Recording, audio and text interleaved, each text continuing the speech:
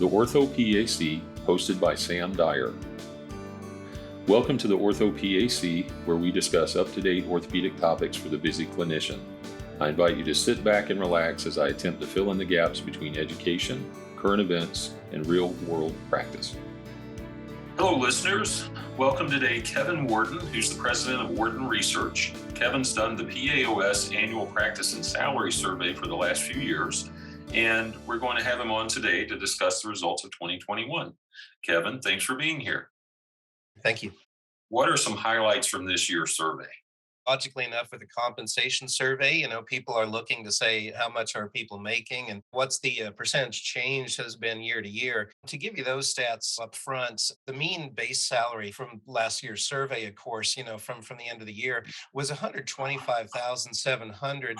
Total compensation, including bonuses and all other sources of income, was 141,100. That's the mean. For those of you who understand statistics well, the median is a midpoint, and sometimes that's regarded as more typical. A little bit lower because there's always going to be some people who are outliers who make quite a bit more. The median was 120,000, and the total compensation was 135,000. Now, just to give you a sense of comparatives, that average that we reported is just about 1.3% above last year's. So we're seeing fairly flat earnings. However, one of the interesting things is because we also ask people, hey, you personally, what was your increase in salary from the previous year? Their people told us a mean of 3.2% and a median of 2. Now, that's not the contradiction that it probably seems like, because, of course, some people are changing jobs and sometimes they're actually changing into jobs that are a little bit lower paying. And so the average is different. And also the participation's a little bit different. Last year, because we asked quite a few COVID questions, I think we had an abnormally high response rate. We had 36% amongst PAOS members, for example, and I think about 21% overall. This year we had 18% overall and 33% amongst the membership. Still very respectable, but just a little bit smaller base. And, so those are some of the key things when it comes to the actual compensation level I'd love to start with. So good information. It sounds like we got good job security there.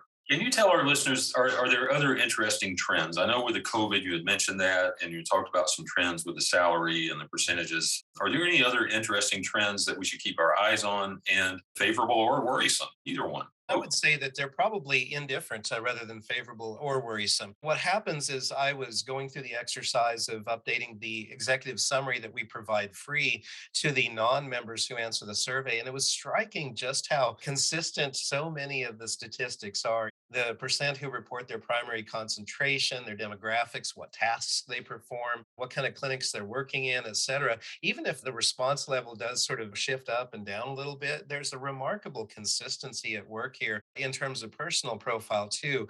A few of the things that did strike me, by no means earth-shattering this year, but we did see fewer people reporting that they work in the after-hours clinic, and we've seen consistent increase in the number who are doing some form of telemedicine or virtual patient calls. And so some of this is just a natural residual. I'd love to say we're out of COVID, but of course, with the new variant, things are still sort of shifting over time. But I do think you're seeing a little bit of a change in sort of working conditions. And beyond that, not a whole lot of change in any of the key areas of practice characteristics, demographics, or other things related, to their basic, status. One thing I found very interesting that I know we haven't talked about in a previous podcast is I was looking at the statistic. We asked people their opinion in a couple of areas here, and we asked people to indicate, hey, how satisfied are you, for example, with your decision to become a PA or with your current employment or your compensation? And this might be a little bit telling. On a 5-point scale where 5 was very satisfied, 63% of people said that they were actually very satisfied with their decision to become a PA, but only 41% were very satisfied with their current employment and only 27% with their compensation. And so I think sometimes we look at these figures from a clinical standpoint and, we see that, people have been in their jobs for a fair number of years. For example, an average of 6.4 years with the current employer, 10 years in orthopedics as a PA. So there's some stability there, but that doesn't mean people are satisfied with their current circumstances. And so I would say that once hopefully we are more through with COVID, you probably will see some more mobility in next year's survey and a little bit more volatility in terms of their pay as well. Very interesting trend. Were there new questions other than the COVID questions you had mentioned? Did we look at anything other than what you had just talked about? We shifted our COVID questions just a little bit because last year we were very curious about whether there were furloughs, actual change in practice, voluntary or involuntary, driven by COVID. We didn't ask those questions again simply because our feeling was that COVID had sort of played itself through. What was interesting is we asked a slightly different format of question, and we asked, what effect COVID had had on a couple of things that we thought that were somewhat more stable within the benefits mix. And even there, we found that only 20% said that it had an effect on their employer retirement match, and only 10% found that there was an impact on their health benefits. And so this year, we eliminated some of those temporary questions that we added before. And so we didn't ask really anything else different except for that question about the impact of COVID on a couple of key benefits. So It should be obvious to people that have looked at this survey, but just I know you got tons of experience doing these types of things, a lot of experience with organizations. Can you just tell our members how this is beneficial? Why this is such a nice benefit to have as a member of PAOS? I would answer that just in this. I'll play back, what I've been told by the members themselves. One of the questions that we ask near the end of the survey is, what resources do you use when you are going to bat for a salary increase? Logically enough, the highest percent say that they use the PAOS survey. 76% say that they use it for that purpose.